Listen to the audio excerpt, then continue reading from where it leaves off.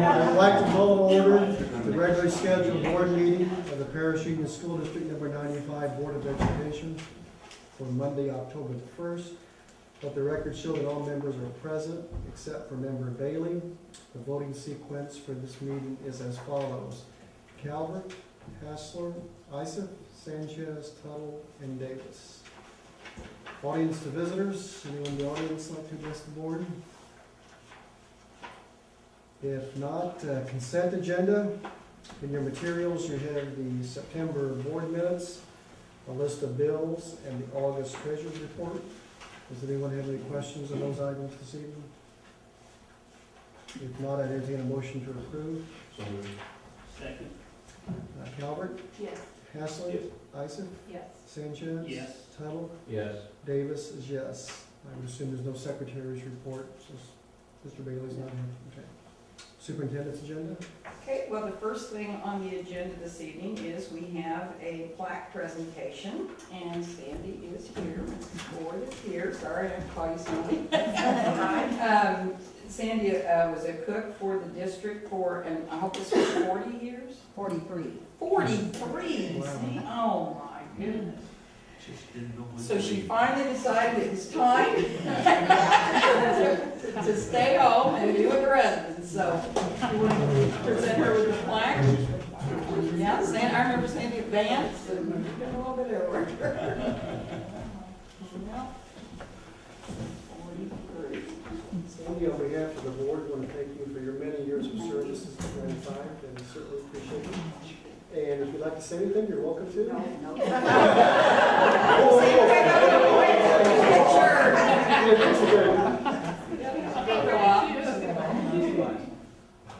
That's fine. Great, thank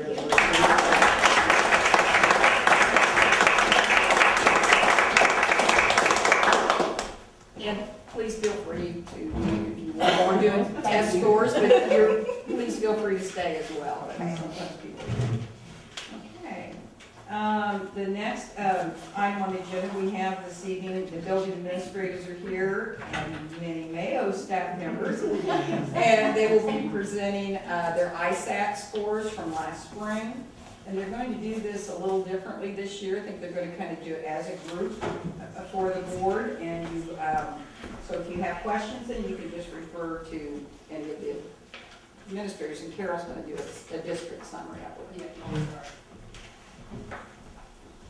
So as Connie was telling you, we decided to do a collaboration this year and get the PowerPoint presentation done together. So we encourage teachers to collaborate, so we thought we'd better set an example and do that as well. So I will start with the district, and then Jeremy will go over the Mayo scores, and then Amy the Wins, and Jerry the memorial. And then the second half will be devoted to making those instructional and curriculum improvements that we hope to do this year, and we want to go over that with you as well. So you may not see quite as many charts as you have in years past, but we feel you're getting adequate coverage of the scores, and then we thought it was important to tell you where we're going from here. So, going to the first slide, the district AYP report. We sort of cut that in sections. You see, that's the top part. If you're looking at the entire AYP report for the district, that's the top part. And in 2001, of course, the No Child Left Behind Act was passed, and no changes have been made since. So we are still under those guidelines. And of course, part of those guidelines are that we assess students annually on statewide achievement tests, which Illinois developed, the ISAT test. And if you are receiving federal funds, which we happen to receive quite a bit of federal funding, then we are held accountable to make AYP. And this year, the AYP percentage was 85%. In other words, 85% of our students had to be meeting or exceeding on the ISAT test. Next year, it goes up to 92.5% of our students have to be meeting or exceeding. So every year it goes up, so therefore it becomes more difficult to make AYP because they make the criteria harder and harder to achieve each year. And of course, the goal was by 2014, we have 100% of our students that's making AYP AYP, in other words, getting a meet or exceeds on the ISAT test, which, you know, is very, very difficult. I don't know whether any school in the state of Illinois is going to achieve that. So if you look at the first column there, you know, the nose, you're thinking, oh, that doesn't look too good, but let me explain that a little bit. If you would look at each school's AYP report, you're going to see that overall in reading and in math, schools are making that 85% cutoff. So you're thinking, why are the no's there? Well, something to keep in mind, if you have a subgroup that does not make it, which we did this year, then you do not make AYP. Also, the high school scores, the District 95 high school student scores, are figured into our reading and math scores as well. If you look on the other side there, it says that we are in improvement status, and in order to be in improvement status, you have to have 2 consecutive years of not making AYP, and that happened to Mayo in 2010 and in 2011. So they had to submit a school improvement plan for 2 years. However, I think you're going to find that Mr. Larson will have better results to present this year. There you will see how we did overall as a district in reading and in math. And I just want to point out that in reading it says overall we had 81.8% of our students. We need, of course, the cutoff of 85%. And that did raise, though, in 2011, we had 81.2%. So we did go up on that. In math, you can see we had 84.7, which they say, yes, we're making it because they round that up then to 85. And last year, we had 85% of our students that met in math as well. So you can see that was right there, almost the same score as 2011. We have 2 subgroups. You can see there students with disabilities and are economically disadvantaged. And it's always difficult, we know that, for the students with disabilities to make the meets or exceeds on the ISAT because the accommodations that they receive throughout the year that they're required to receive according to their IEP, we cannot give on the ISAT. So therefore, they're at a disadvantage right from the get-go. Our economically disadvantaged subgroup scored well, I think, really, in math. You can see they had 85.2, which is right there. In reading, they were a few percentage points below, but, not too bad, really. I think our teachers, I want to comment on that too, do an excellent job of meeting those students' needs. They really go out of their way to try to provide those opportunities for economically disadvantaged students. And then the last column you'll find on the district AYP report is the graduation and the attendance rate. You can see attendance-wise, we had 93.4. We have to have 91%. This was up from last year, so that was good news. The graduation rate, you can see, is not at 82%, 75.8. However, last year on 2011, it was 73%, so it is going up, but it's not where it needs to be. That sort of sounds familiar, like the Democrats, doesn't it? It is going up, but we're not quite where we need to be.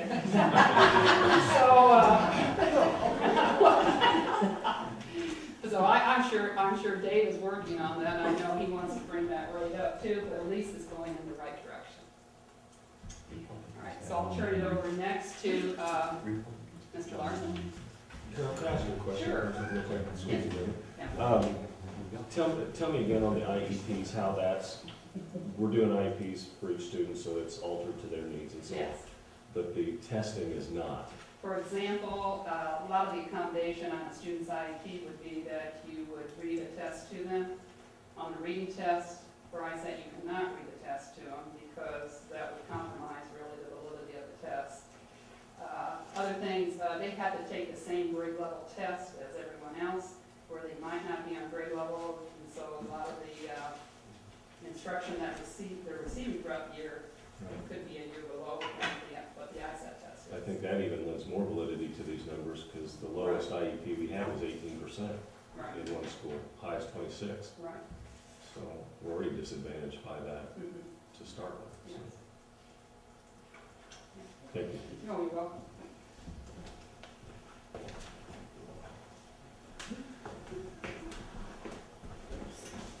No, I was here this afternoon teasing them which buttons to press, and then I get up here and press the wrong button. So, well, I'm gonna be presenting for Mayo Middle School. I've been teasing my teachers to come and support me, and they showed up, so I really appreciate it. So I sent out a daily bulletin, in the daily bulletin, and I always have a little section that says, show your support. And I always put different things we can show our support for, and I put it in there, show your support for me in the presentation tonight. So hopefully it goes smoothly.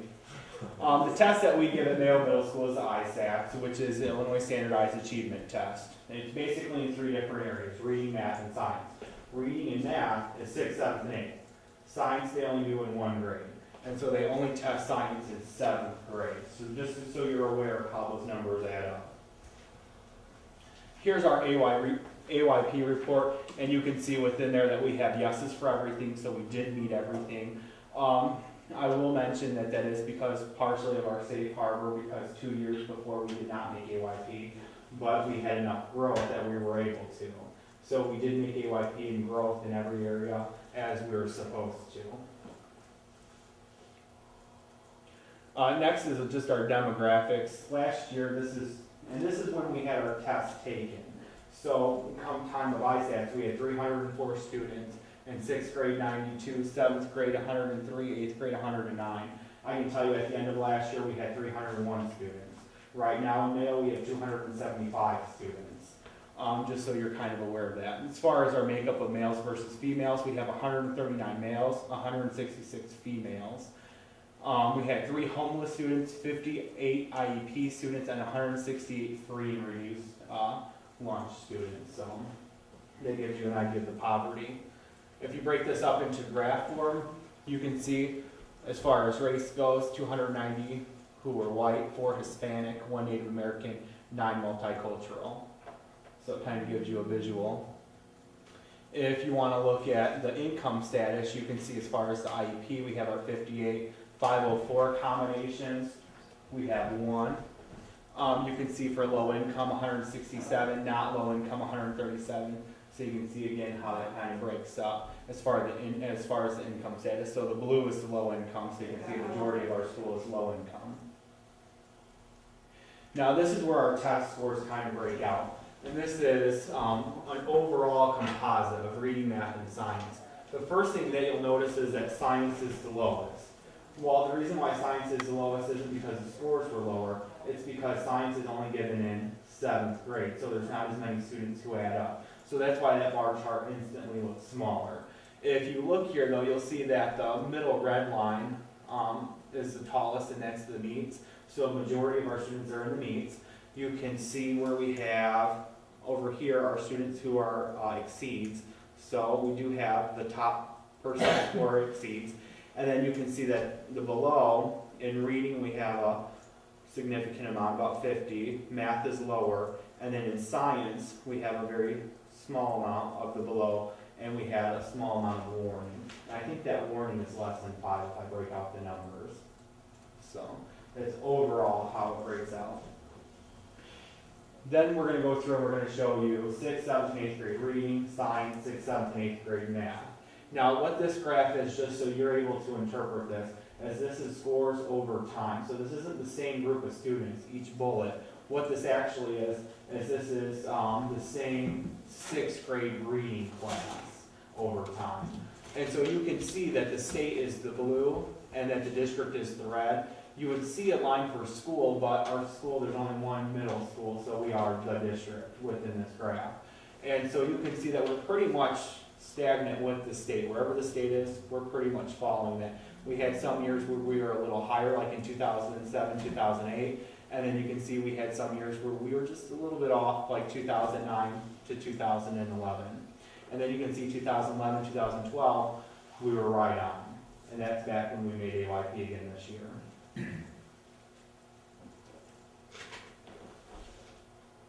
Here's our 7th grade reading scores. You can see last year we were right on as a state. The year previous we were a little bit lower. And so again, you can kind of see how that fluctuates throughout time. And again, this isn't the same group of students, it's the same 7th grade reading class. So the 2011, 2012 here would actually be the 2010, 2011 6th graders, if you're looking at this. And then you can see here our 8th grade reading. And again, we're very close to the state. You'll see a bump when we get to science. Here you see in science 2008, 2009, we had a large bump.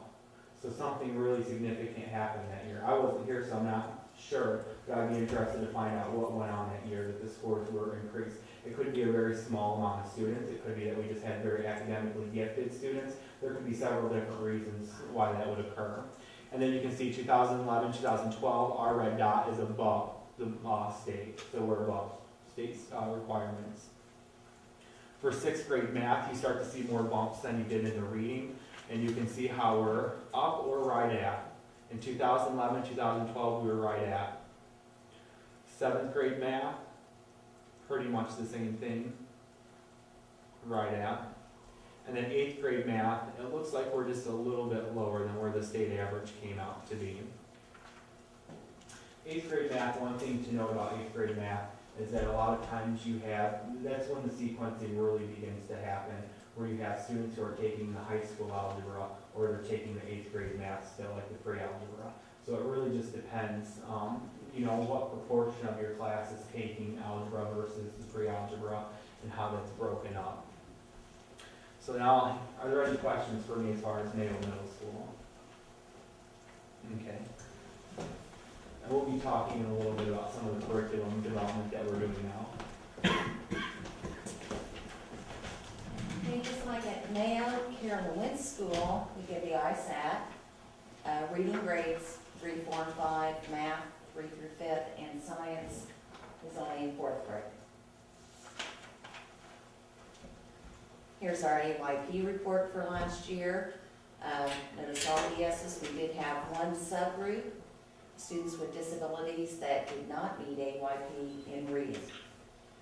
I found something kind of encouraging though when I went back and looked at the individual students. This also includes a group of students that before had skills that were delayed enough that we gave alternate assessment. That their skills had improved enough that they were able to actually take the ISAT test instead of having an alternate assessment. They still scored below grade level, but their skills are getting closer to where they should be. They weren't included in those scores last year. They were not included in the scores the years before. So you can see last year, our reading,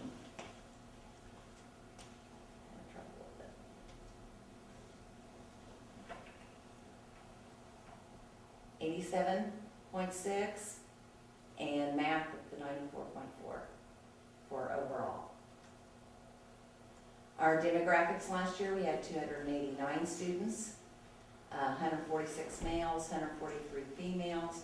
We had 7 homeless students last year, 53 that were serviced with an IEP, and 179 free and reduced lunch. Compared to this year, we've had a big increase in enrollment. We now have 302 students at Wentz. And just like Mayo had, these are graphics, 270 white, 3 Hispanic, 4 Asian, 3 Native American, 5 multiracial, and 1 Pacific Islander. These are our low income numbers. We had 178 low income and 108 not low income.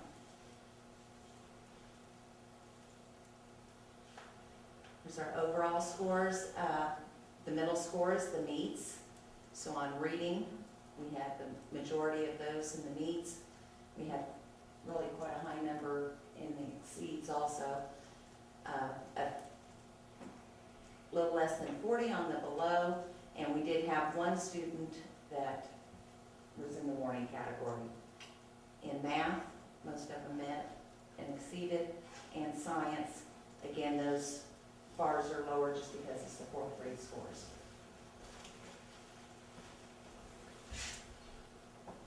It's our 3rd grade reading, and as you can see, mostly our scores have stayed above state average on there, and they did again last year. Fourth grade reading, most of them were above average. They've stayed right with the state or a little bit above.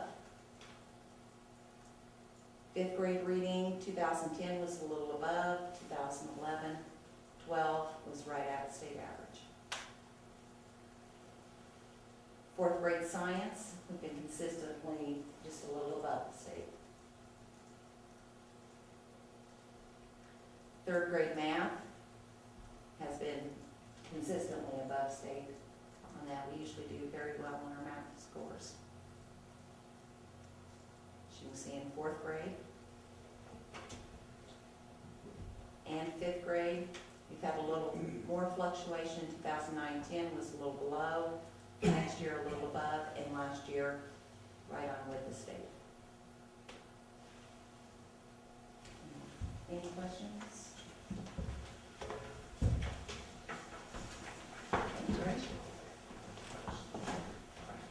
You're just gonna stay. Unlike Mayo and Wentz, we don't give the ISAT. So I don't have all the, what we do is we root for the third grade class. Because that's where we get our AYP. Prior to 2007, we used to give the Terra Nova test to our second graders, and that's what the state based our AYP on. Since that time, they've done away with that test as far as a indicator for AYP, so they ran out of money with the testing, so they just said, whatever the third grade does, if you're a K2 building, that's gonna be your AYP. Lucky for us, I'll get into that. Our demographics, around this has been pretty consistent. We're usually between 305 to 320 each year, and it's no different this year. We do have a very high free and reduced lunch rate, and this year it's, again, just like in the past, up there in the 60% range. Our demographics, no different than Mayo and Wentz. And here's our AYP report. You know, again, based on the third grade scores, we made AYP. Third grade historically has done very, very well with math. Like Amy said, I believe it was 2 or 3 years ago, it was 100% AYP. So that was really something. And you know, I'm a big proponent of the Saxon Math Series, and I think that does an excellent job at our level, and that's where that's coming from. Reading also, you know, we're in good shape as far as making AYP.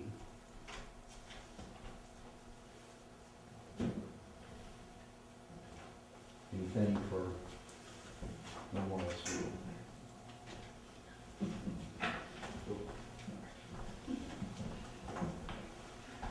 Well, we're getting into the next part of the presentation, which we'll talk about the curriculum and instructional improvements that we want to make this year. I'm going to go over this slide with you, and then I'll turn it over to Jeremy to finish off the presentation. So the first bullet point there, curriculum mapping to the Common Core standards. This year we're having all teachers do curriculum mapping. At the elementary level, it's in English Language Arts, and at Mayo, it's in their subject area that they are teaching. So we will be requiring them, well, we've already begun the process of entering the curriculum that they're teaching now on Build Your Own Curriculum. It's an online curriculum tool that, of course, online you can access it anywhere. When we get it going and have all the information entered for this year, parents will also be able to access that and take a closer look at what's actually being taught in the classroom. The great thing about this program that once we have all the information entered this year, then it will give us reports that will enable us to see how we are aligning with the Common Core standards. If we are covering them to the depth we need to, Are there some standards we aren't covering that we need to?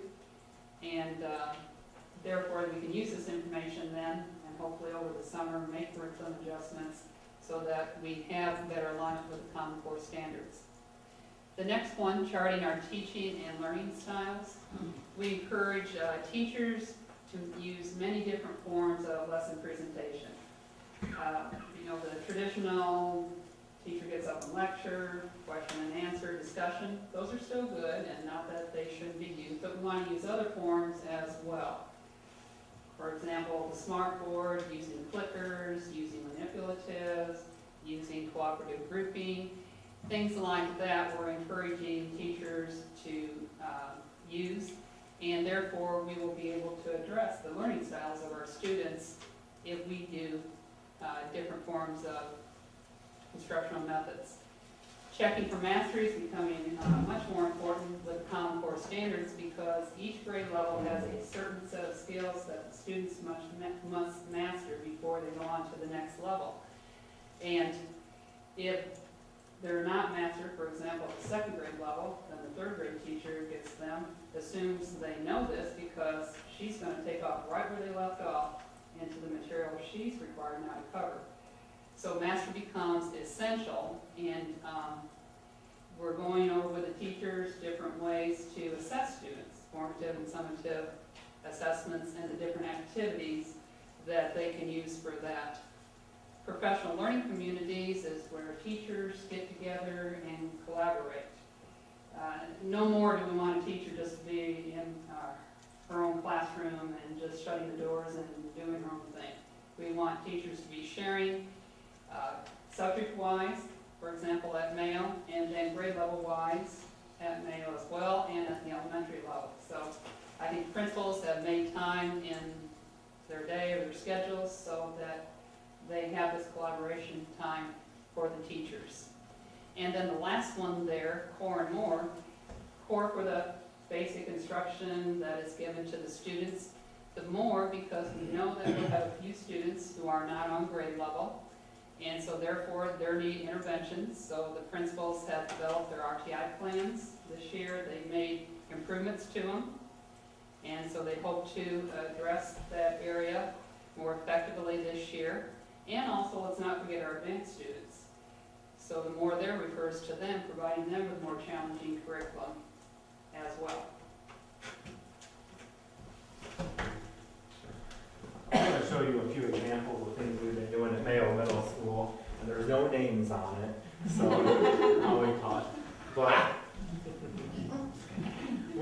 we actually go through and every school we turn in our lesson plans, and we have things that we put on our lesson plans that we keep track of. And we've actually developed Excel sheets that we keep track of on a weekly basis what's going on in the classroom.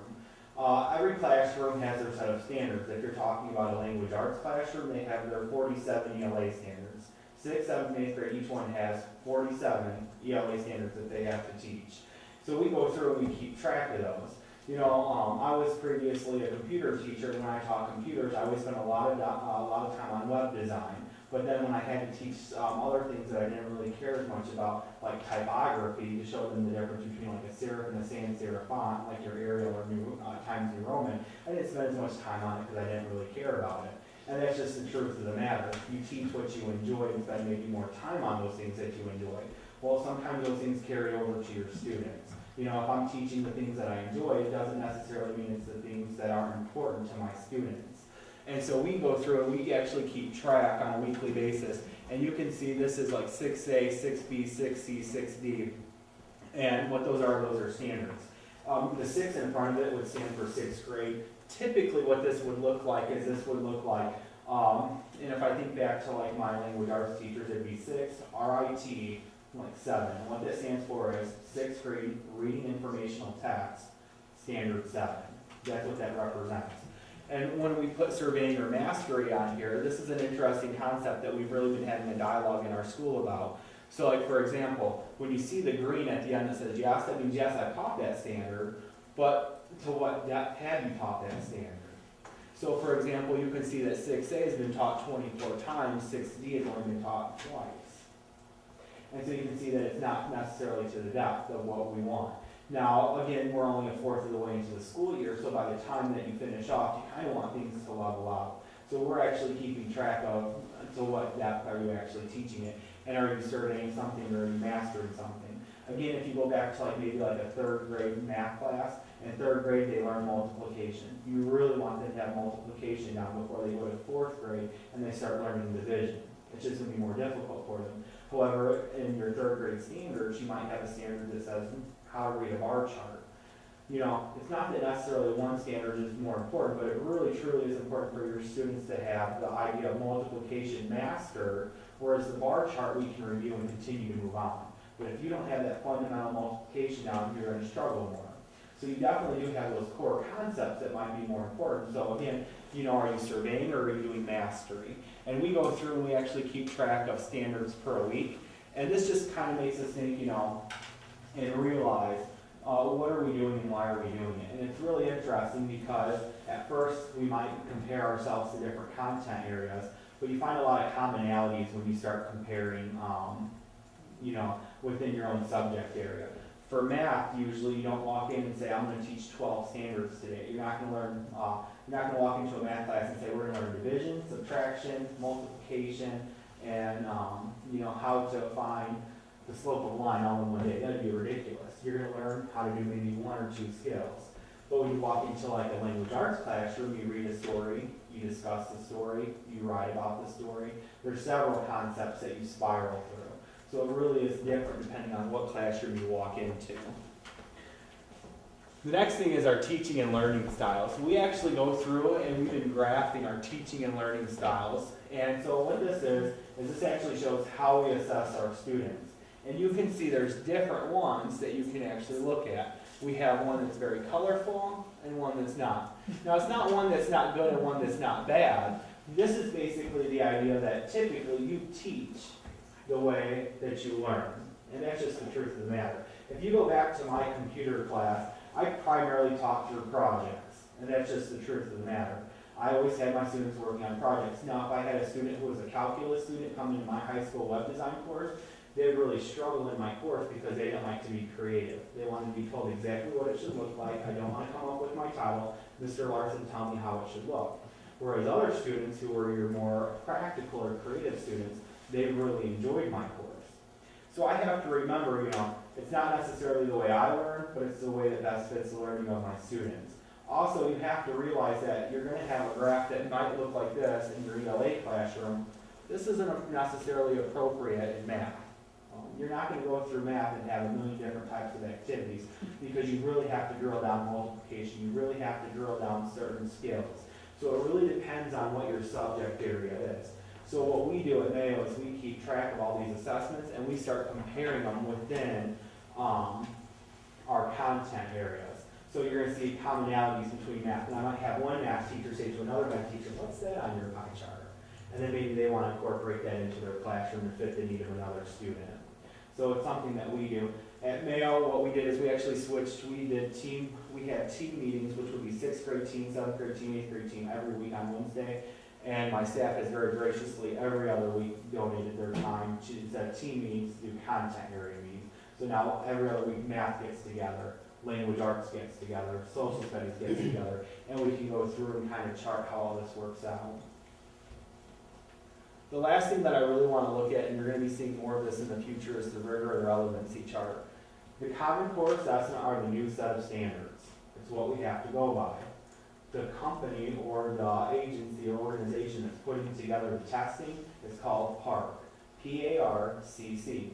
Basically, this is their framework for what the new test will look like. You know, when you walk into a classroom, you have what's called Bloom's taxonomy, where it's how you're asking questions at different levels. Your lowest level is recall. If you ask a student a question, they recite exactly back to what you just said, that's recall. You're on the lowest level of learning.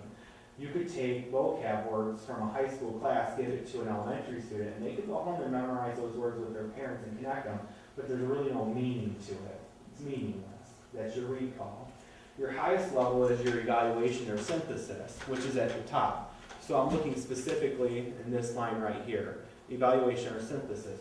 So not only do I know what that chemistry term is, I know how it applies to my life and how I can use it. So that's the top form.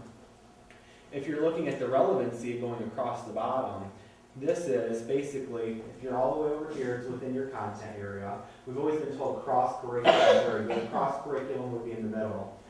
But the very farthest out one would actually be content within the real world. So relevant life applications of how can I use this. The PARC assessments are moving to this. So most of our ISAT testing is at level A. The PARC assessments are going to move to level D. That's how it's going to look. So instead of, and if you think about for high school, for example, they have a section called the work keys. The work keys will ask you specific career-ready questions. So it might ask you to read a memo, and then it might ask you to formulate certain tasks based on that memo. Or it might be like, if you remember back to like the recipe card, what should I do first, with this recipe card? And so it's very practical. Only they're going to have, and this is what they're talking about, is they're going to have very high critical thinking questions based on the areas of math, reading, and science. So this is where it goes. And this is our goal, is to always give our students that highest level of learning and to try to make it as relevant to their lives as possible so that they're career ready one day and able to get into an occupation. So this is a goal that we're working on. Are there any questions about curriculum development? I know it's very exciting.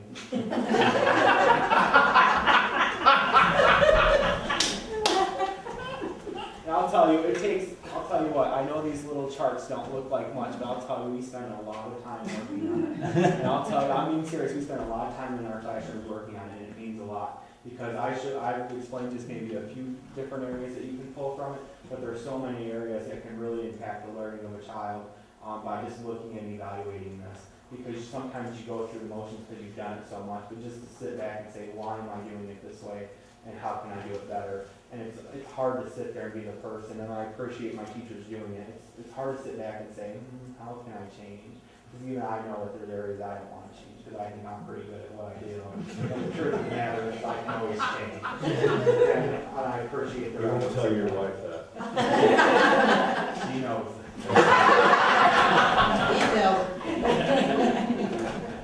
Can I ask I have a question? Yes. What is, and this may be more Carol, but what is the mobility or factor now?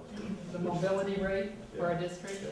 that was not on our EYP report, was that? Yeah. You know what it is? I was saying it's 20 plus. 20, Jerry says it's in the 20s, he recalls, So which is above the state average, I'm sure. So with the core curriculum, theoretically, they can go from here to somewhere else and be on the same track. Exactly, that's the Vice advantage versa. of having the common standards, not only across Illinois, Indiana, but, it's in, well, I think it's now into, I think they've got it down maybe 40, it used to be 48 states, but I think a couple were on the bubble, but just think about it, the majority of the country is on the common core. Carol? Our mobility rate was 23.1. That's significant. Yeah. The state's was 12.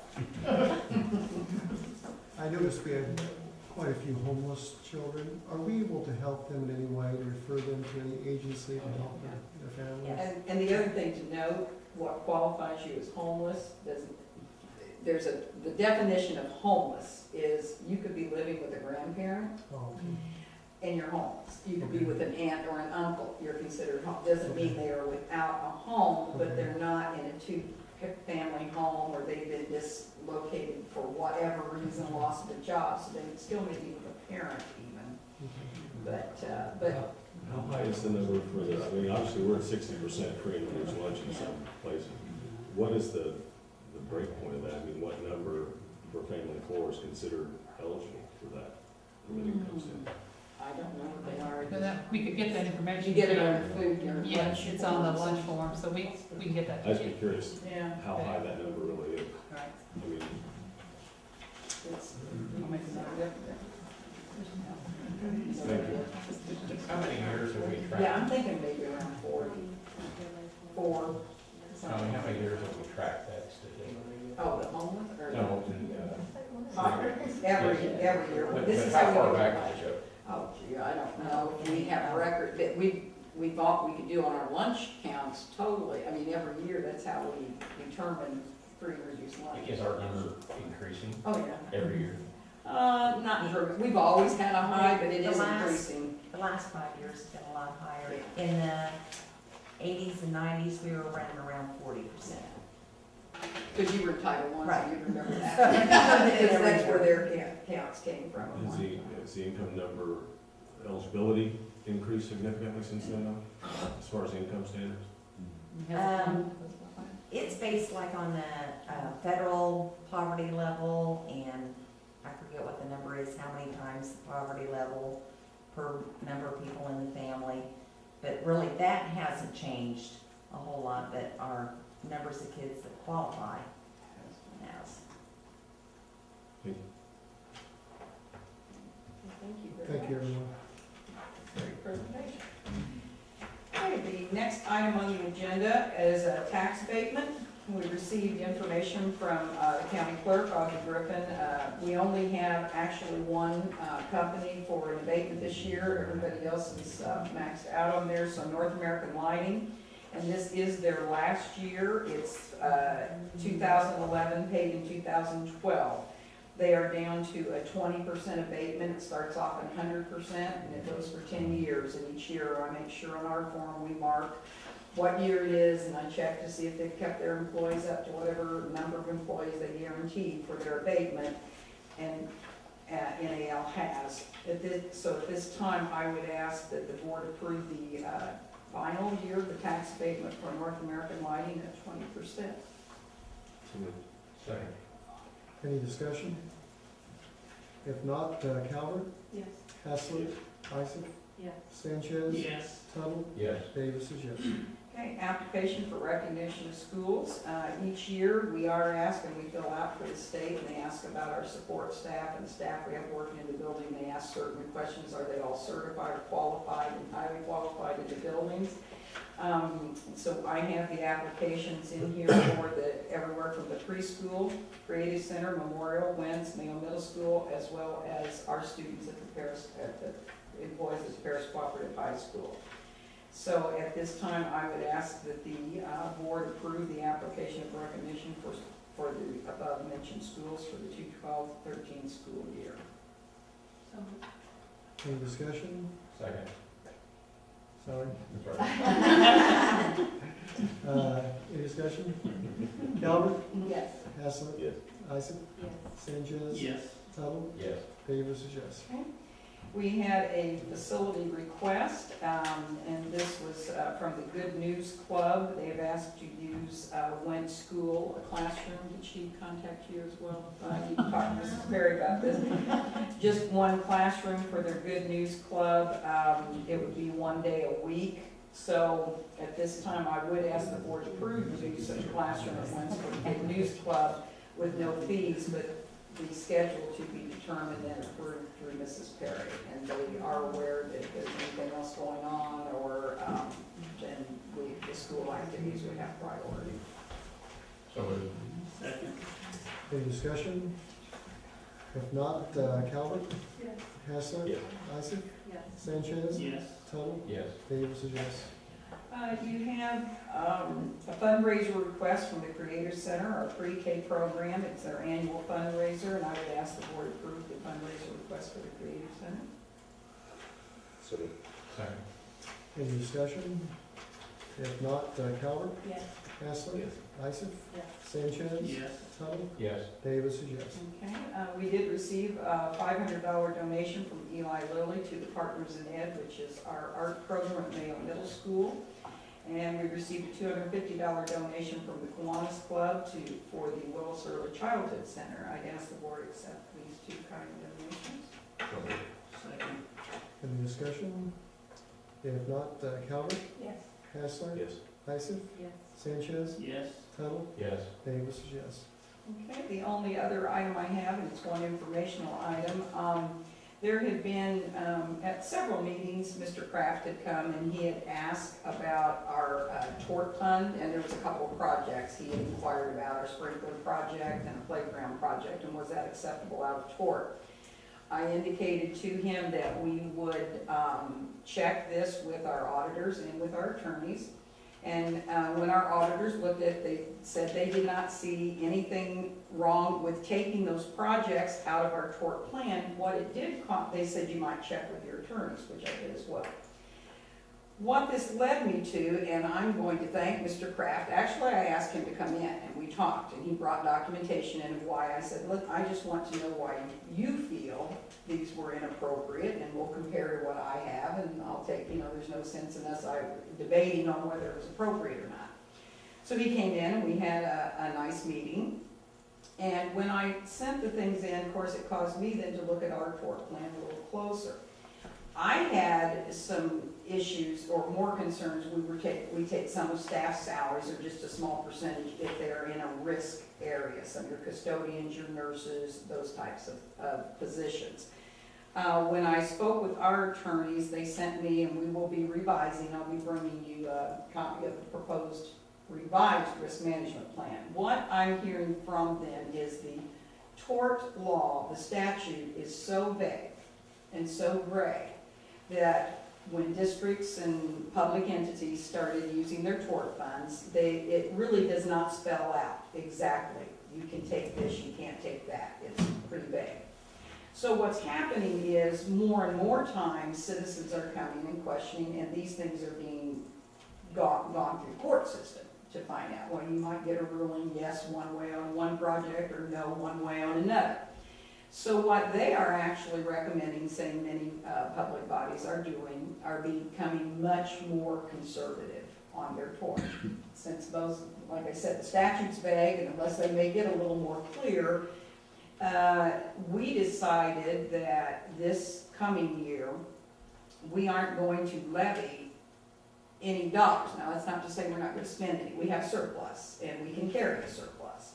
But we are definitely taking our workers' comp from that, portion of our workers' comp. Before we take more salaries, I want to revamp our plan, because they're suggesting you do surveys and checklists, and in each department, at this point, you go through and see what is a more high risk, how many times would you do this, what is extraordinary, and I think that would be a good way to go. So you've got all your documentation, not to say, okay, a nurse just, we think it's 20% of the salary. They said they're recommending you do that. So that's what I'm going to recommend. We have enough surplus that if a project or something does come up that we need, we'll be able to utilize from our tort, and we'll definitely take our work comp, but we're still working on a revised plan. So I think all in all, I don't think the projects necessarily were inappropriate from tort. That's not the case, and we've never been told that, but I do think it caused me to really sit down, analyze the tort plan. Districts usually put them in place, and you don't really, look at them too closely until you are asked about them. So I think it brought some things out, and I want to thank them for that, and I'll call John personally and tell him that. But thought maybe he might be here this evening. I told him I was going to make that statement. So right now we're in the process of revamping, and I'll bring you a new tort, revised tort plan. And that's just a comment I wanted to make. So. Okay, and then you have a mail newsletter in there as well. I think that's all this is. Okay, do we have any committee reports this evening? Public hearings and petitions, unfinished business, matters for follow-up, new business, right to revert to prior order of business. I do want to read a card that I didn't realize we had. This is from Mike and Sharon Wright. And it says, thank you for the beautiful planner, sent in memory of our son Cameron. We sincerely appreciate the support for our family. And I think, we want to express our condolences to their family. I'm sorry, I should have mentioned that. Yeah. Charity's back to work, Yeah. and I have gone to visit with her, but it's quite a tragedy. Executive session, I move that this Board of Education hold a closed meeting in order to consider information regarding appointment, employment, or dismissal of any employee or officer. I do not expect any action. We have a motion for executive session. Calvert? Haslett? Isom? Sanchez? Yes. Tuttle? Yes. Davis is yes. Yeah.